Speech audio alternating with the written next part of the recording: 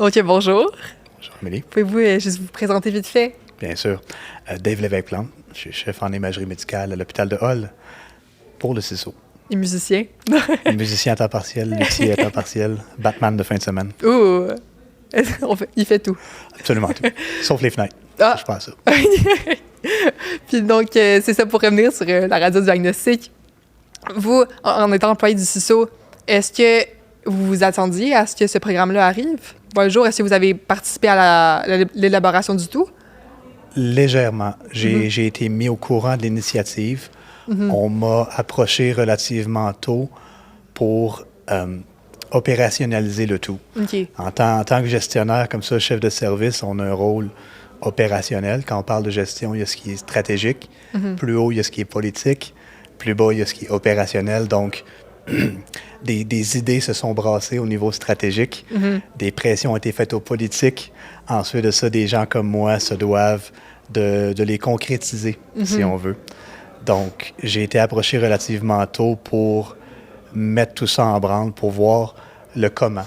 Puis je dois avouer qu'étant un esprit créatif, c'est quelque chose qui est le fun à faire, de pouvoir focuser sur le comment au lieu du pourquoi non, pourquoi pas, trouver les raisons de ne pas le faire, de trouver les moyens de le faire. C'est toujours stimulant, intéressant. Donc, ça aura été mon rôle dans l'élaboration de ce programme-là. Tout simplement, voici la situation. On a poussé un projet de programme de deck technique. On a eu l'approbation. On n'aura pas, ils n'auront pas les locaux avant 2026. On a des équipements. On a des salles vides. On a une salle de conférence à côté de ton bureau. On pourrait utiliser ça comme salle de classe. Oui. Puis là, les rouages se mettent en branle pour trouver une façon de faire ça réalité tout en gardant la mission première du CISO, qui est de fournir et prodiguer des soins de santé et services sociaux à la population d'Outaouais. Je m'excuse.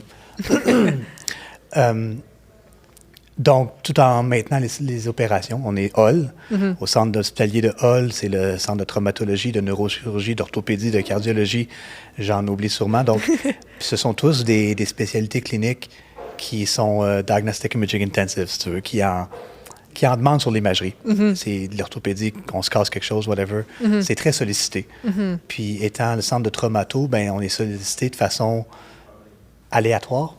On ne peut pas vraiment planifier nos activités. Il faut comme planifier du lousse un peu. Faut être capable de réagir puis de se repositionner. Donc, dans ce contexte-là, il a fallu trouver une formule, quelque chose qui pourrait être gagnant. On n'a pas terminé la technique, mais on en a encore 6 en stage, 6 qui sont dans le programme, une autre quinzaine, j'ai envie de dire, qui se sont joints.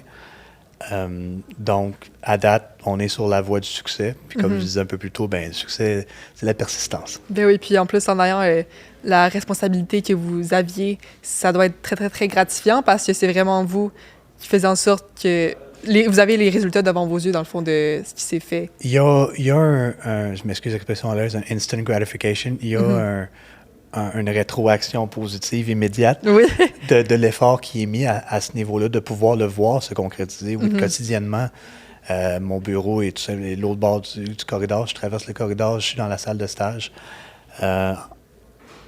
Donc, en fait, même, j'ai accompagné certains stagiaires la première semaine de par nos enjeux de ressources humaines. Je voulais que les stagiaires arrivent avec une certaine stabilité pour leur premier jour à interagir avec des patients, des vrais de vrais patients, et non leurs collègues. Je voulais leur offrir ça, justement, par souci, pour avoir moi-même été stagiaire. Je suis technologue de formation.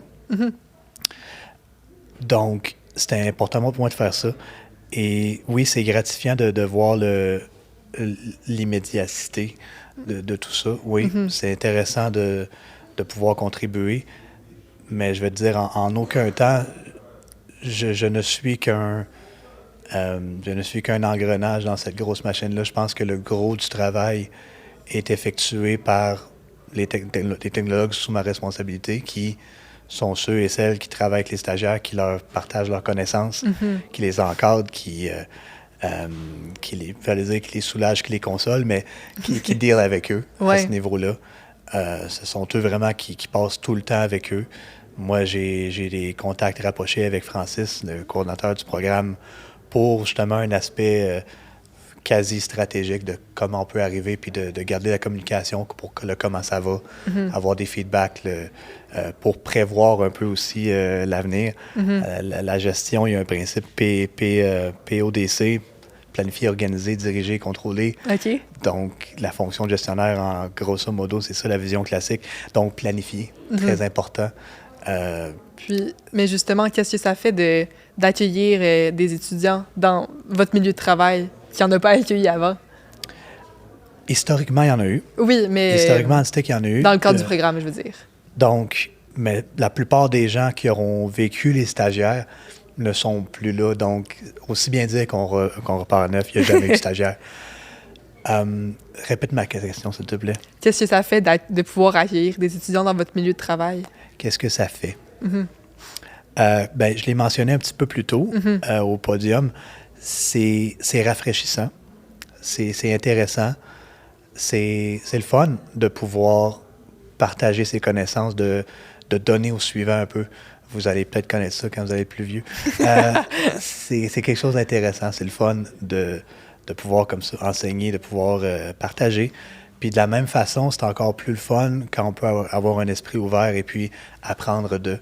Ça devient une relation comme ça. De donnant-donnant. Donnant-donnant, symbiotique, mutuelle. Je vais sortir mon Larousse. Tous les synonymes. C'est ça. Donc, ça fait du bien à ce niveau-là. Ça fait du bien d'avoir un élément concret de la solution qui est d'avoir plus de main-d'œuvre pour offrir les services. Donc, on a ça aussi on travaille pour quelque chose. Un peu comme on commence à s'entraîner au gym, on a un programme cool. On a un programme, si je suis tout ça, je vais me rendre Il va avoir des résultats, à mon bout de ligne, à l'objectif. Ça fait ça. Je dois dire que pour moi, en tant que gestionnaire, puis juste en tant que service, ça peut occasionner certains casse-têtes, certains énigmes, certains problèmes à résoudre. C'est pas mauvais, c'est un état de fait. Mais en même temps, personnellement, je le vois d'un point de vue optimiste. Comme je te disais, de faire travailler les méninges de façon créative pour trouver le comment. Donc, tout problème a une solution. Puis je dois dire en passant, justement, Francis Courdeau du programme met énormément d'efforts de son côté aussi pour minimiser quelconque impact sur le service. Parce que c'est pas sans passer sous silence que... je fais beaucoup de S ici pour le l'audio. C'est pas sans passer sous silence que ça a un impact, à savoir que les étudiants, quand ils viennent avoir leur classe, la salle de conférence, c'est correct, c'est pas un enjeu. On la perd pour des dîners, conférences ou des rencontres départementales, mais c'est très peu cher à payer pour ce qu'on va en retirer. Mais il y a quand même une salle d'examen qu'on se trouve à plus ou moins amputée. OK. Faut avouer que j'ai pas énormément de main-d'œuvre, donc d'un certain point de vue, ça n'a pas un si gros impact. D'un autre, ça nous enlève une flexibilité, à savoir que d'avoir 3 salles d'examen au total permet de faire 3 patients en même temps. Si j'en ai juste 2, ben c'est juste 2 en même temps. Puis comme je t'expliquais, l'hôpital de Hull fluctue beaucoup dans sa demande sur le service, donc parfois ça cause un certain ralentissement. Mais comme je dis, c'est un prix à payer pour ça. C'est un inconvénient mineur comparativement à... Pour tout ce que ça va apporter au long terme, c'est... Keep eye on the prize. Exactement. Ben, je pense que vous et vos collègues, vous avez de quoi être fiers. Donc, merci beaucoup. Mais ça fait plaisir, Amélie. Merci.